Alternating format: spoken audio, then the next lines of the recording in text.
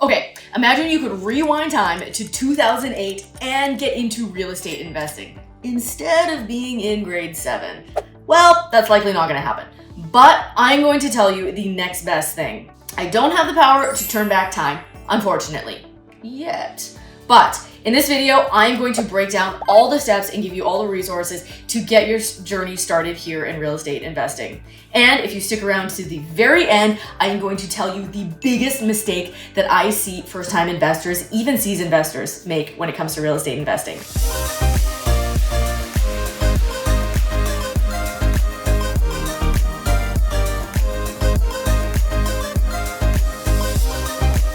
If this is your first time to the channel and you want to know everything there is about real estate in Vancouver and the surrounding areas, subscribe below. Tap the bell for notifications to be the first to learn what's going on in the current market here in Vancouver. My name is Megan Becker, local realtor with eXp Realty, and myself and my team get calls every single day from people looking to understand real estate here in the greater Vancouver area, but also invest at a distance. So whether you're looking to move in 9 days, 90 days, looking to start your investment journey, give me a call, text, or email, and I'm excited to help you make a smooth move in your real estate journey here. Now let's get into real estate investing. Okay, step number 1 is identify your goal. Like Simon Sinek says, start with why. Why do you want to get into real estate investing? Sit down and figure out what does it mean for you personally. I always say people should have some intrinsic motivation, a goal. It shouldn't just be like, hey, I saw on Instagram real estate investing is good, let's give that a try. It's, like any big endeavor. It's not running through the roses. There's going to be some challenges. There's going to be a learning curve. There's going to be that unknown level of some type of risk. So you got to be clear in understanding why you're even starting on this journey. So what are you using real estate investing to try and accomplish? This is the conversation that I always start when I sit down for an investor consult with clients. I love meeting with coffee. I love talking in person, but obviously we'll do it over Zoom if somebody is at a distance. But this is the start of the conversation. My whole philosophy is that whether you're purchasing an investment property or a personal property, real estate should be a reflection of your goals and your lifestyle. So what are you using real estate to try and help you achieve? And that's how I start every investor consult, is trying to understand what my clients are really after. So what are you using real estate investing to try and accomplish? Are you looking to create cash flow just to pay, an extra couple $100s to pay off some bills? Are you looking to scale up to eventually replace your income to create some passive income and some financial independence? Are you looking for a hobby? Are you looking for something that, again, you can start, you understand, you should be investing in something, real estate is, a long-term, great play for the most part. You've heard all of these things and just not really sure where to start, but you want to build up some type of financial security. Maybe you want a second vacation property, but you also see it as a potential investment. Are you trying to get in the market and want to eventually climb that property ladder? Or you just know that real estate is one of the greatest assets that tends to appreciate long-term over time and want to get in the market. Whatever that is for you, figure that out, identify that, and that's going to be your guiding force. Like we always say in life, you need to know where you're going before we determine a vehicle on how to get there. You might love Ferraris, and I love Ferraris, but if you're trying to get to Japan and you live in Canada, a Ferrari is a poor mode of transportation to get there. So you got to figure out your goal, the destination, and then you figure out the vehicle that's going to help you achieve that goal. So that leads us into step 2, is identifying that strategy. And this is where the help of an investment-focused realtor is going to be your best key to success here. Because I identify those goals with my clients, and then I figure out, okay, let's break down some different strategies that are going to help you accomplish that.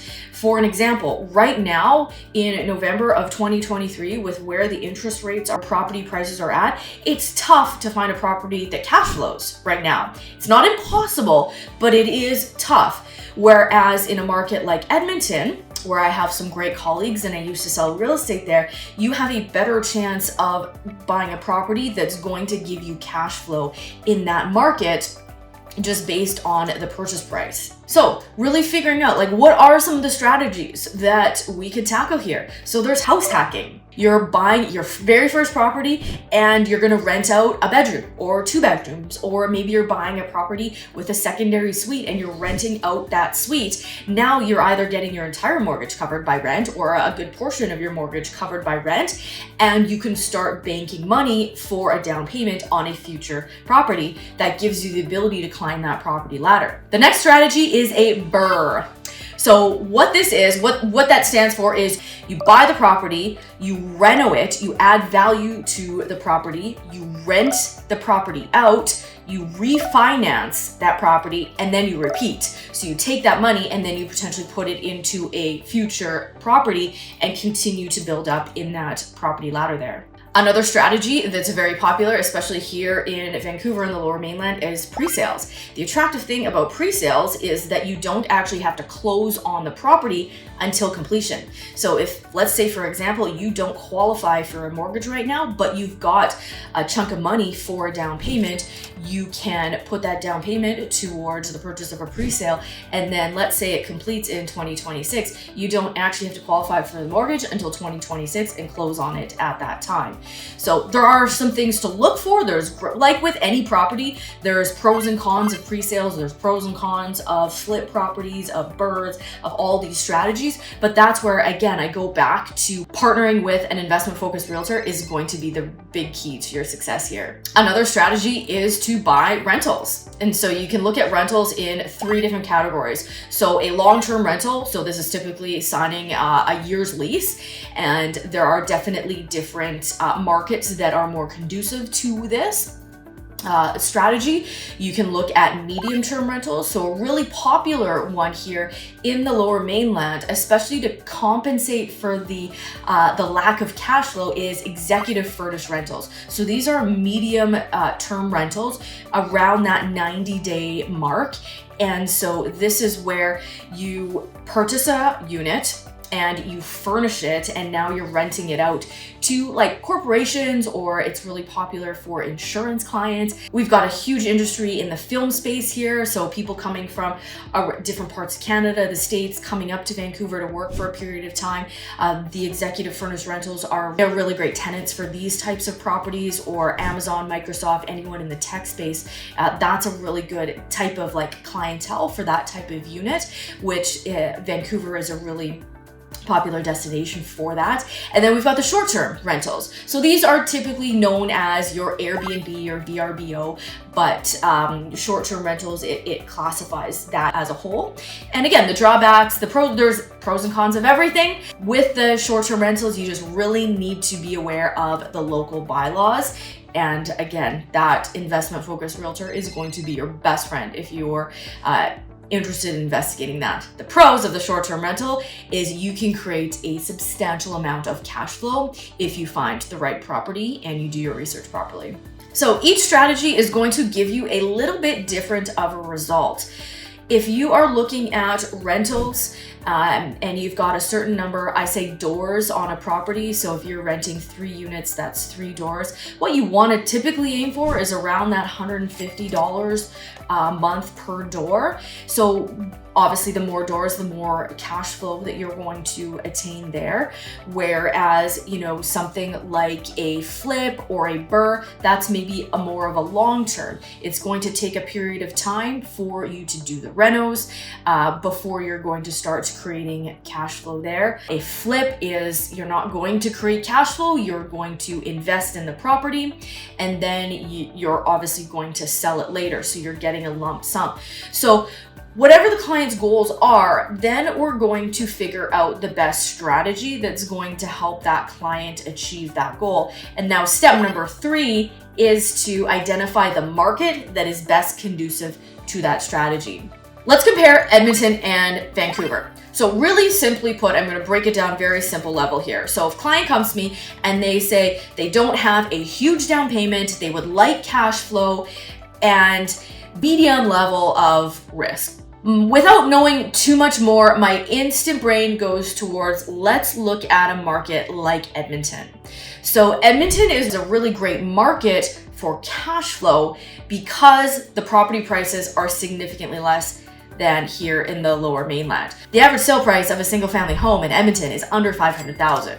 you're going to be able to put less down and you're going to be able to find a property that cash flows. If somebody wants appreciation, that's where we want to strategize and get into a market like Vancouver. Because Edmonton, although it does afford cash flow, it is fairly flat when it comes to real estate prices, over a 10-year period. Whereas Vancouver, you look at Vancouver over a 10-year period, and it's gone up quite significantly. I mean, the amazing thing about Vancouver, you've got the mountains, you've got the ocean, which make it such an attractive city to live in. It also creates this landlocked effect where you can't build out. And so property prices naturally, because of supply and demand, low supply, high demand, which naturally affords real estate prices to go up. So if your goal is appreciation, then this might be a better market. But again, you need to have that higher down payment, and maybe you need to be able to feed the property for a couple years while interest rates are high, and then you refinance.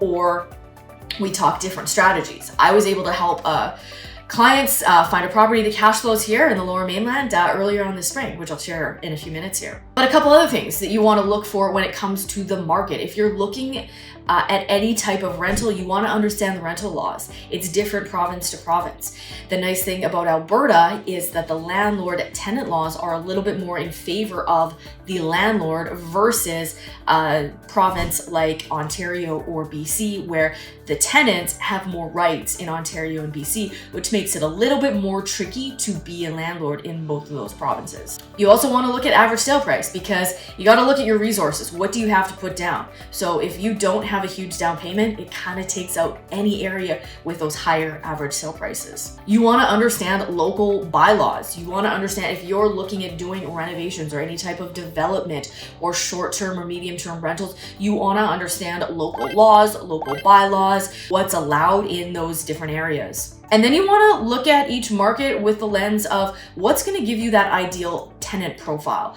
Where in each city is going to be an ideal location if you're looking at properties in terms of, renting them out. You want to understand what are the major industries in each city, where are the major schools, where are public transportation. Those are the areas, public transportation, schools, industry.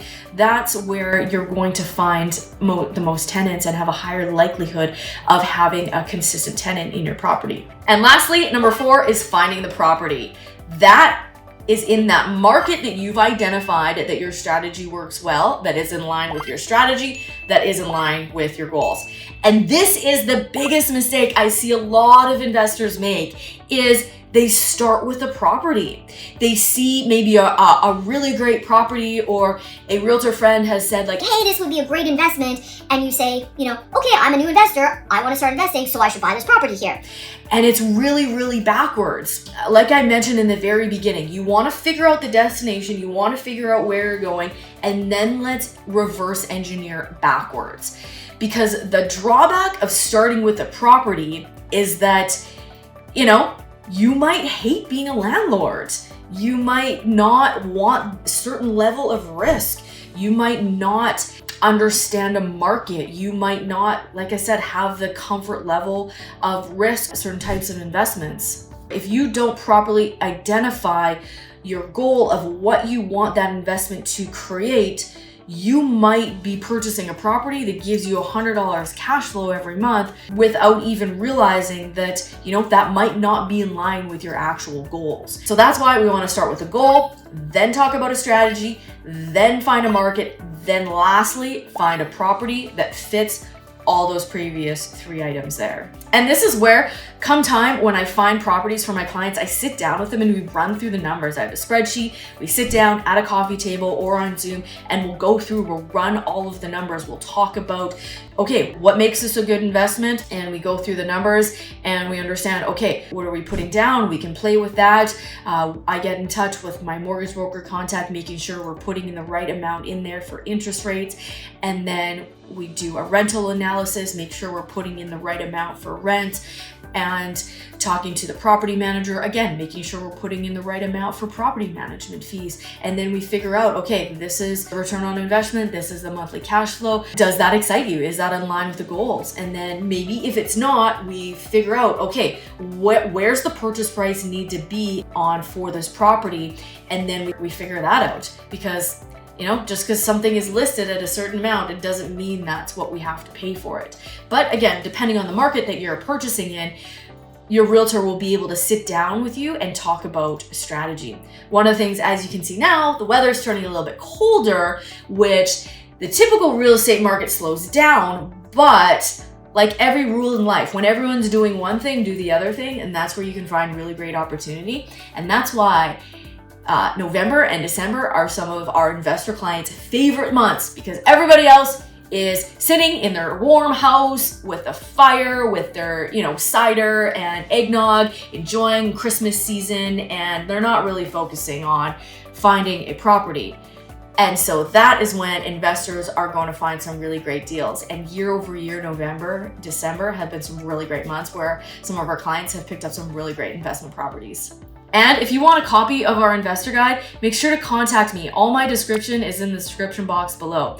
And if you're thinking about making a move or starting your investment journey, please reach out to me. I'd be super excited to chat. And until next time, I just found this super cool cafe with giant croissants that I just walked by, and I think I'm gonna go grab one.